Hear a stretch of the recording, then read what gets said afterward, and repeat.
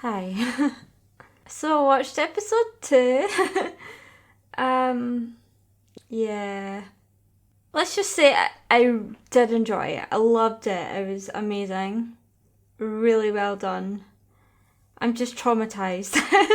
First, I want to start off by saying that I've chosen to not do a real-time reaction to the episodes and do my reactions to that because I like to watch it with my partner.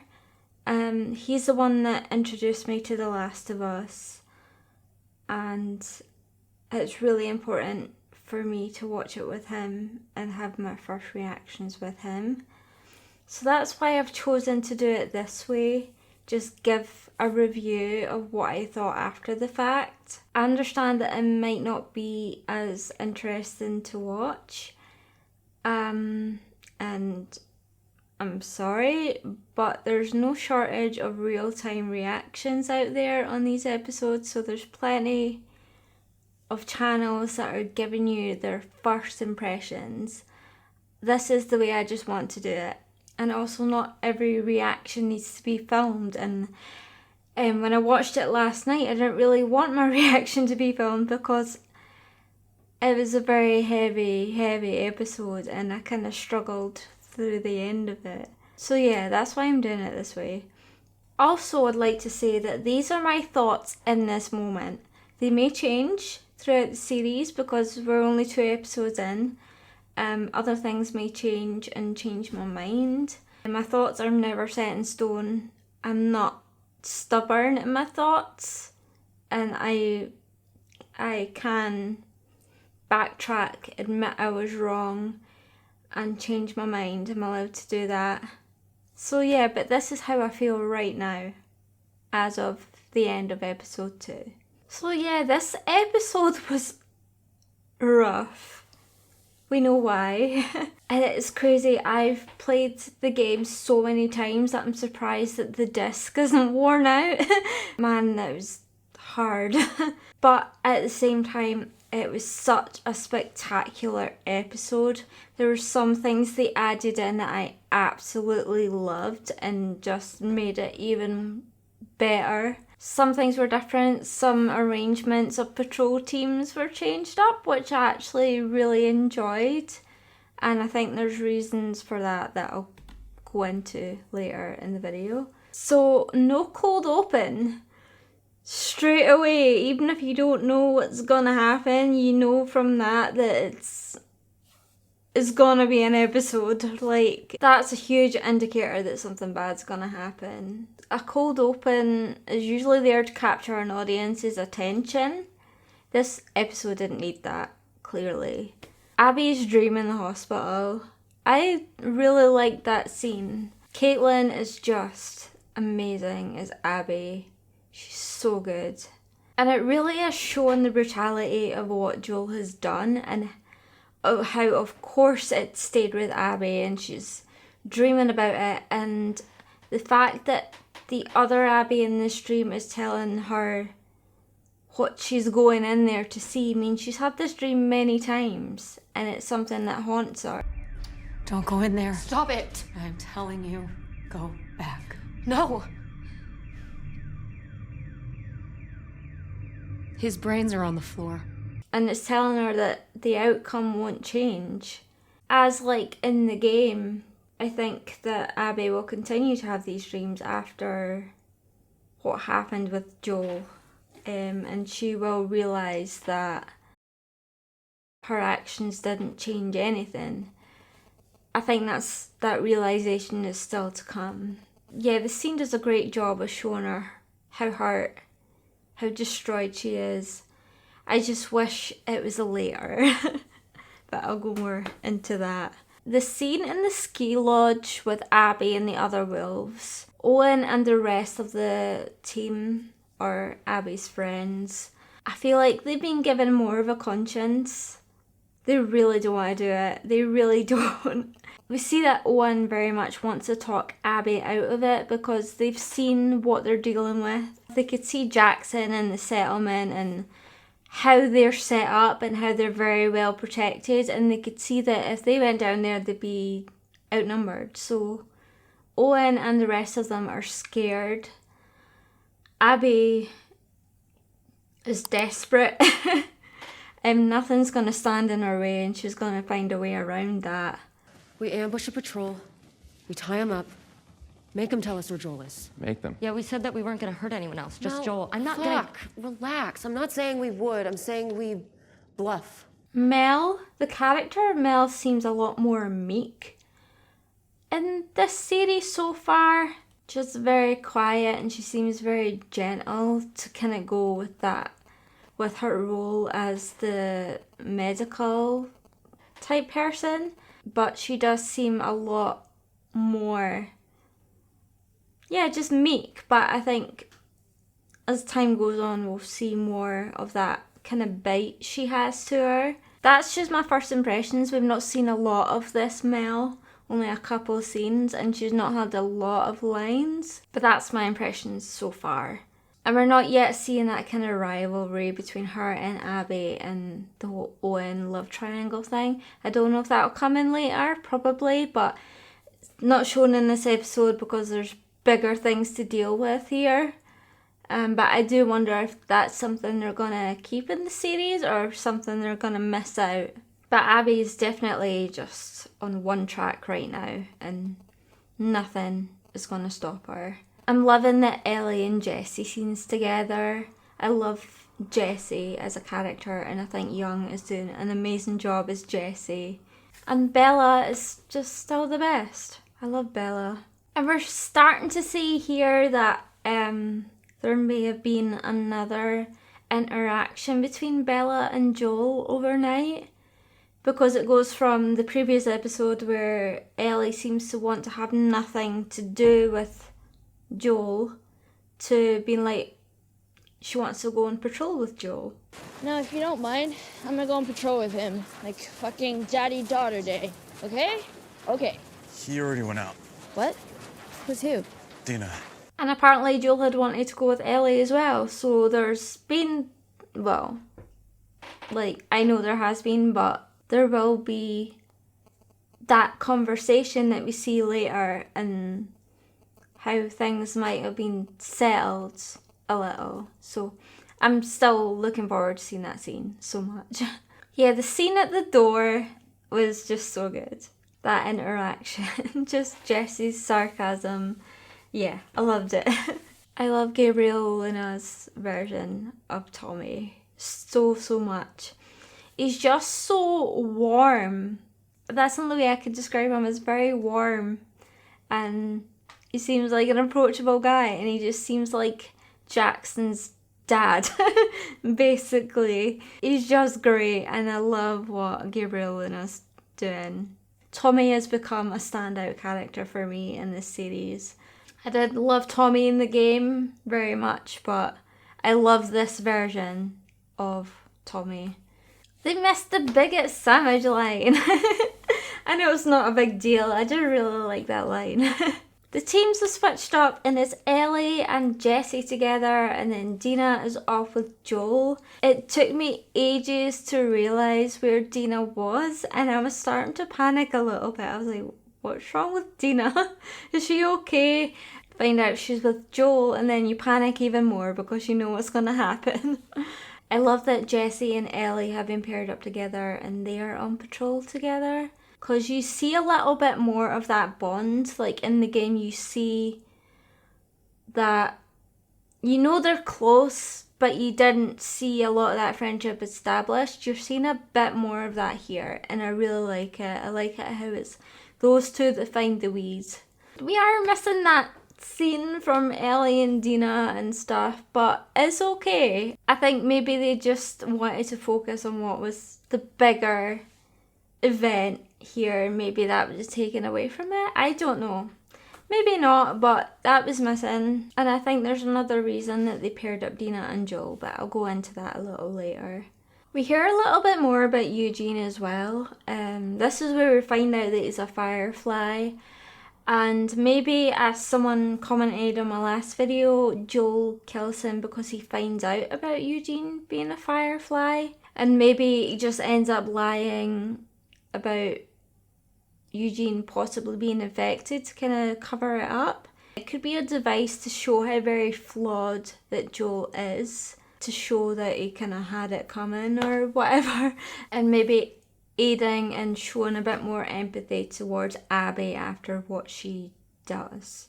Also, I think we may get an entire episode on Eugene, kind of like we did with Bill in season 1. It'd be cool to have a whole Eugene and Joel episode. That'd be pretty cool. I'd be down for that. That'd be awesome. You could really feel the panic in Tommy when he can't get a hold of Joel.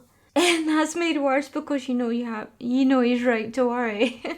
And I really felt that anxiety. Yeah, that got me. And when he was telling Amy to try every 10 seconds, you could just feel that panic for where Joel is. This may be out of order, by the way. I was rewatching some of this episode as I was writing this up, but I kept remembering stuff and typing it in, so it may be out of order, but that's just how my brain works. The infected coming from the snow and like all coming up from the snow. Oh my god, that is so terrifying. I wish that was in the game. That would have been so cool to play and so terrifying. That creeped me the hell out. It gives me the shivers just thinking about it, honestly. I don't think I'd make it through that, to be honest. I think I would die a lot. And when Abby was crawling behind that fence went on for miles. Like, not literally, but it seemed to go on forever and ever. It felt a lot shorter in the game, really. Abby hearing Joel's name and realising it's him, like, it made my chest tighten so much. I was like, oh no, Joel, please run. Because there's no turning back from that. And you can see from then on that point, her desperation to kind of get him back to the lodge. She knew it'd be hard to find him, and then she just happened to stumble upon him, and it's kind of, I feel like to her it's kind of meant to be, and this is her one opportunity. And she's just going all out, and you could see that desperation coming from her, especially when Joel's wanting to get back to town and she's like, no, come back to my friends and stuff. We're almost there! The lodge is just up ahead. She's going for it and nothing is stopping her. Also, like, he's there with only one other person there, and that other person is another female, and I think maybe Dina is there because she's more of a match for this version of Abby, because Abby is not as built, and if Tommy was there, she probably maybe would have easily been overpowered. Maybe that's why Dina was there, because she's kind of a girl of the same kind of size, maybe same height and build and everything. Yeah, so maybe that's why they made that trade and had Tommy there. And we see also that Dina is very skeptical of Abby. Like, she can sense something's not right, especially with Abby being so adamant that they have to go with her. Like, there's red flags going off for Dina. She's smart. Maybe he does agree with Abby in that moment because he's looking down at that town getting attacked and he has 2 young girls with him. So maybe he doesn't want to drag them into it. Maybe he's thinking of them as well.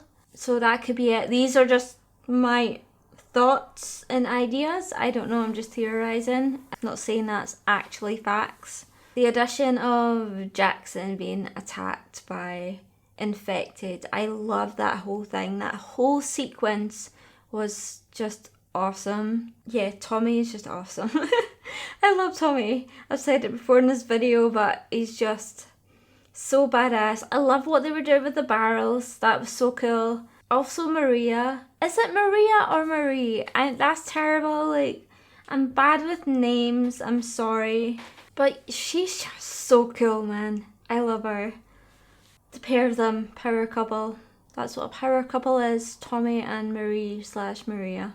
But Tommy with the flamethrower, like when you see the dial go down and he's running out of fuel, and you just feel that. If you played it, you feel that a lot.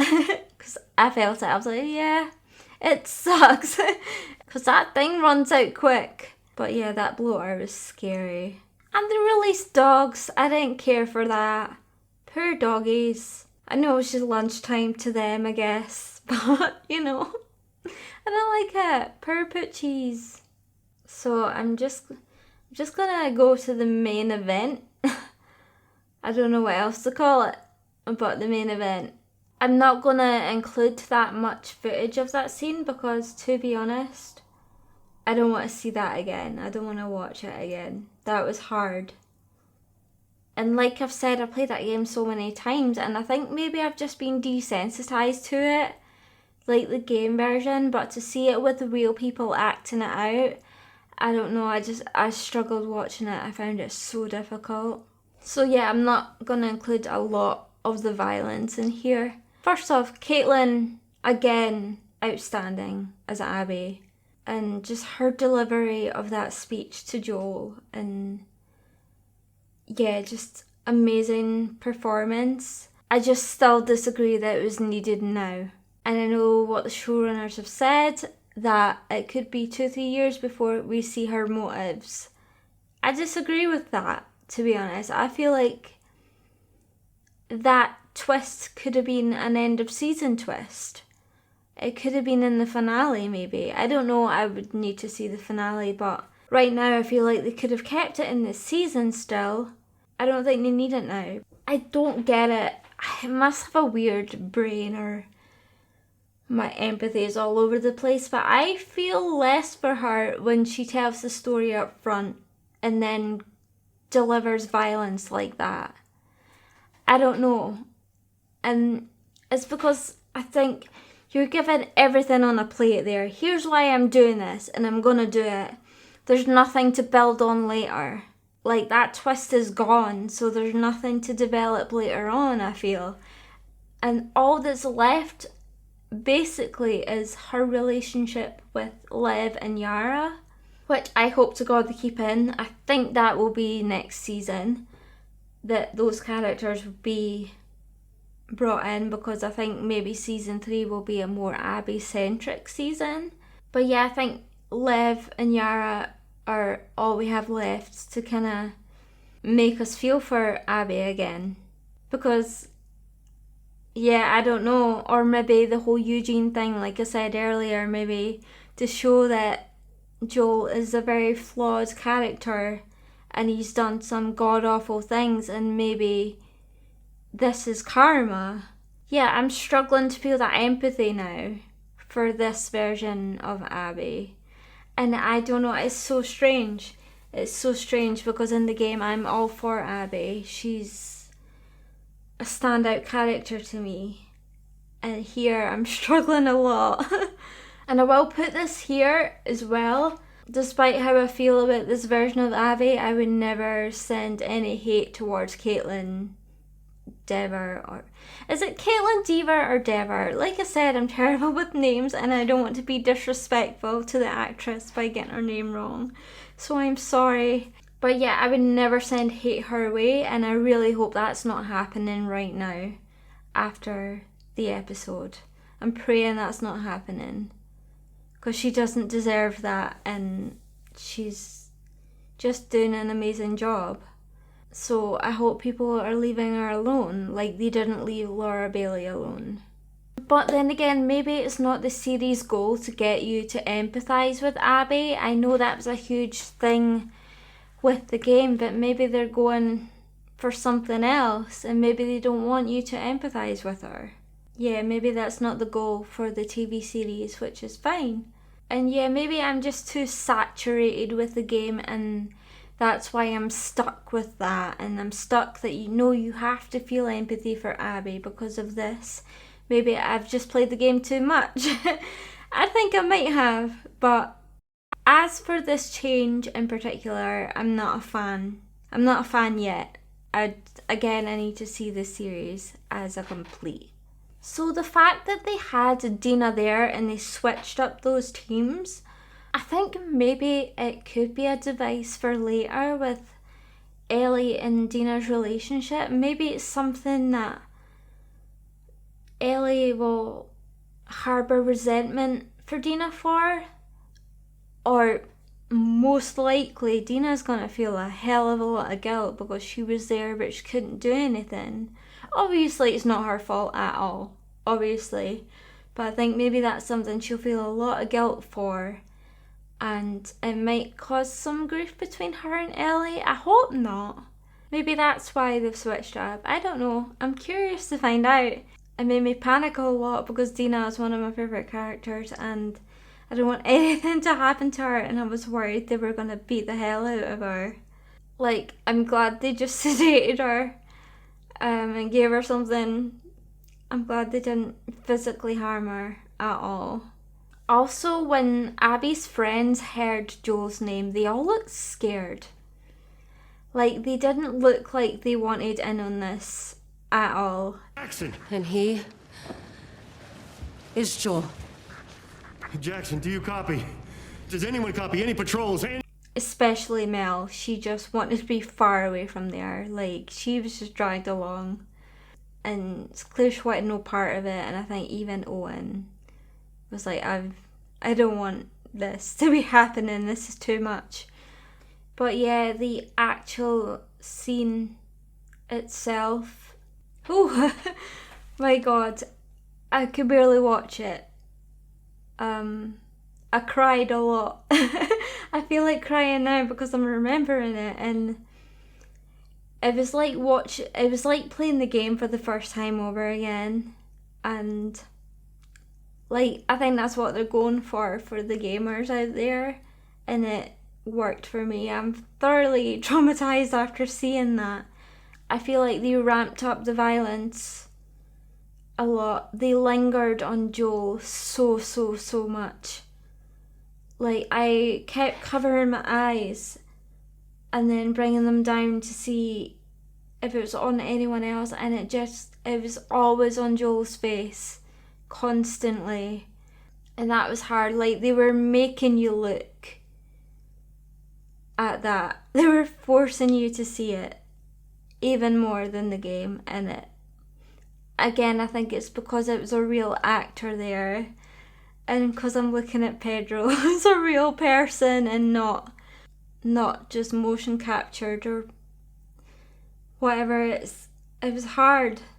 Like, they did show him a lot in the game, they did show it, but I feel like this was more. It was more intense, especially after Abby finally killed Joel and the knife was just sticking out, and yeah, it was just constantly switching to him, which I just found hard to look at, and I don't think I could ever watch that ever again. Which is crazy because I played that game millions of times. I can't look at that. I can't deal with it. It's strange. But they did an incredible job with that scene to elicit that feeling out of me. Because yeah, it seems so real. Bella's performance in that scene, just outstanding. Like, the fact that they look so young, I think only lends to this scene, because Ellie is just a kid. She's a kid in the game, and to be a child essentially and be in the scene and be held down and watching who is essentially your dad be murdered brutally in front of you. The fact that Bella looks so young it gives a lot to that scene, and it made it more heartbreaking. And it's hard to beat because Ashley Johnson in that scene in the game, just I can't stand to watch her performance because it just hurts so much. But like when she was leaving on the horse, to see her in that much pain, Bella, well done. Honestly, well done. Yeah, the way Abby ended it and killed him was just so brutal. I think it was made to be humiliating to Joel in front of his loved ones. And I think that's maybe also why I'm struggling to feel empathy for Abby, because that was I feel like they kicked it up to 100. Like, that was so brutal. I'm struggling to feel sorry for this Abby. I really am. I can't believe the switch up. I thought it'd be the same thing for me, and it's not. Which I guess is a good thing. I'm not complaining. Like, I thought they'd have no surprises for me, and they have, which is a great thing. What I did like in that scene, when Abby was talking to him before the violence started, when she said, the nurse said you killed him like it was nothing. The nurses said you barely even looked at him when you pulled the trigger. And we saw Joel do it, and it's something I remember from season 1, how like Pedro just shot him and carried on. Like, I feel like I remember commenting on that, like it was nothing to him and it was senseless. And you can't see why Abby would want to make him hurt, but I don't know, I can't with it. But again, like the game, I hope my mind has changed. I hope I do feel that empathy for her by the end of it, and I'm giving it till the end of the season, or till the end of the series as a whole, before I'm definite in my thoughts. I still kind of want my thoughts to change, or I'm willing for them to change. Yeah, I hope that makes sense. Yeah, and to end it all, Ashley Johnson, having Ashley Johnson singing Through the Valley. To be honest, it took me a minute to realise what was happening, because I was still kind of struggling through that episode. But yeah, that was a perfect way to end it, to hear her voice, because her voice is so distinctive. You just hear Ellie from the game, and to hear her sing that, just, it made it more heartbreaking. It's another kick in the heart for me. And seeing Joel's body wrapped up and being pulled along like that, yeah, it was hard. I feel emotional, sorry. I know it's just a TV show, it's fictional, but it means a lot to me. Yeah, it was a tough episode, it was a great one. Stand out. They still somehow managed to make it a bit new, which is great, and I love that they're being able to do that. Still looking forward to next week. Hoping, like, I'm glad we're gonna get more Ellie and Dina time. It's gonna be sad. I'm gonna cry again, I know it. But yeah, I'm scarred for life after that. Well done, guys. Let me know your thoughts, how you feel about Abby. Please no hate towards the actress, please. She's doing her job. She's doing it amazingly. And I hope she wins all the awards as well, because she deserves them. She's doing a great job. But yeah, let me know your thoughts, and let me know if you're gonna keep watching. And I'm gonna watch it till the end. But yeah, this one was hard. I've said that so many times. Anyway, I'm gonna go. Thank you for watching if you did, and take care. Bye.